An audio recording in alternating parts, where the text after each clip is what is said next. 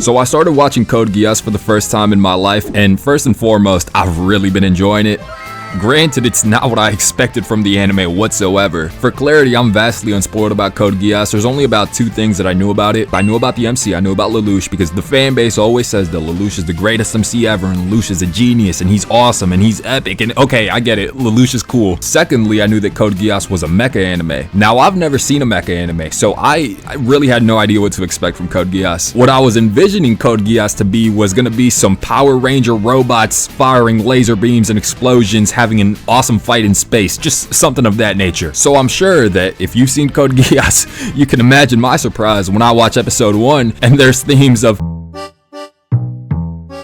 So after episode 1, I had to like decompress and just marinate on what I had seen and what I'm about to see, because it's clearly not what I had in mind. So of course, let's talk about Code Geass and let's talk about what I'm about to watch. I've only seen about 5 episodes so far, so I'm still greatly uneducated. When I make these type of videos, I always try to watch enough episodes that I've formulated some opinions and I've gotten a little bit of a gist. However, I try to limit the amount of episodes I watch because I don't want to watch too much, because I still want to give my mostly blind opinion so I can document how they develop over time as I watch the anime. So even though this is a mecha and I have seen the super epic robots, clearly that's not the focal point of this anime, and in a sense I'm glad, because I do appreciate animes that have darker themes. So episode 1, we're introduced to Lelouch, and literally like 2 minutes into episode 1, he states his goal about as clear as you can possibly be. He says he is going to destroy Britannia.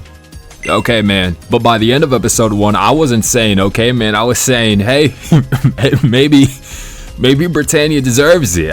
There's no question about it. It's a pretty oppressive government. I mean, episode 1, Clovis is asking, he's demanding that Shinjuku Ghetto be destroyed. Everybody in it too. I can't support this government, and not to get too political on you guys, but I think murdering an entire sector of humans living peacefully and then trying to cover it up is not a sign of a good government. I'm actually with Lelouch on this one. I think you all need to die. Some people need to die. I'm joking, somewhat. I'm joking-ish. Clovis needed to die, most certainly. He needed to be gone, and we saw what happened to him. Lelouch revealed himself to be Clovis's brother, and I'm like, wow, this is certainly a plot twist. I would have expected this at like the finale, like a I am your father type of moment. No, it's just revealed in like episode 2, episode 3. And Lelouch says, hey brother, long time, I'm gonna murder you now. And honestly, okay, Lelouch had no qualms about it whatsoever. I'm, thinking this guy might just be a psychopath. But this is a psychopath that my psychopath is better than your psychopath. I can get behind this guy. Lelouch might be crazy, but he's not a genocidal, racist, segregating, oppressive government. So he's got my vote so far. I really like Lelouch as a character so far. I haven't even talked about the Geass. I'm over here talking about the death of Clovis. We haven't even talked about episode 1 in full. So Lelouch has been cornered, and C2 jumps in front of the bullet to save Lelouch's life. And in that moment, Lelouch is bestowed the power of this magical eye that pretty much allows people to just follow his command so long as he makes eye contact with the person. Immediately, what this reminded me of was the Death Note. This magical ability that's been bestowed to the MC, and you have to meet certain requirements in order to use it. That's why my mind made the connection to Death Note, and that's why by episode 1 I was like, I think I'm gonna like this anime, because I myself quite enjoyed Death Note. But while we're on the subject of Death Note, one of the caveats about using the Geass is that once you've used it on a person once before, you cannot order them again, which leads to my favorite scene in Code Geass so far, which is the shower scene with Colin. After Lelouch orders her, hey, forget about everything you saw in Shinjuku. Obviously the Geass didn't work on her the second time. Now Lelouch has put himself in a situation where, because he didn't know about the functions of the Geass, he's compromised his identity, and now he has to work his way out of that and kind of get Colin to not sus him anymore, which leads Lelouch to have to record a voice message to play at the same time that he's this is masterful. This guy is smart. Of course, chess seems to be a pretty big part of the anime so far. We see Lelouch literally open up the scene by beating some old head in chess. So I'm not a Nimrod. I've been picking up on the tells and the signs and the symbolism as to what this anime is going to be like. If I had to guess as of this moment, I'm sure the anime is going to continue to show Lelouch systematically and tactically breaking down Britannia. Alternatively, I can also see Lelouch kind of losing the plot and going crazy, since of course the ability to control people at will can be used quite maliciously, I assume. As for his relations with other characters, I don't think Lelouch cares for anybody outside of Suzaku and Nanali, which, now that I mention it, is a little bit interesting because there seems to be some like love story. I'm not sure if it's just the humor of the show or if there's any merit, but they continuously make remarks about who likes Lelouch, Coddin likes Lelouch. This orange-haired girl likes Lelouch. I don't know her name, so I don't know what this little romance subplot is about, but again, Lelouch has only seemed to care about 2 characters. He's probably just trying to sort through all that sentimental crap and just try to find a way to